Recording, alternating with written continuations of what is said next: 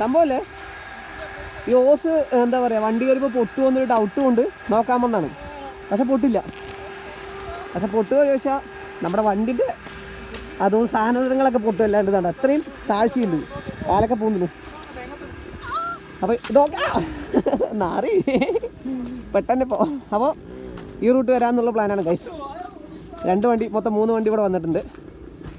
മച്ചാമാൻ്റെ വണ്ടി അവിടെ നിന്നേ പൂന്തി പറഞ്ഞാൽ ആലോചിച്ചോക്കെ.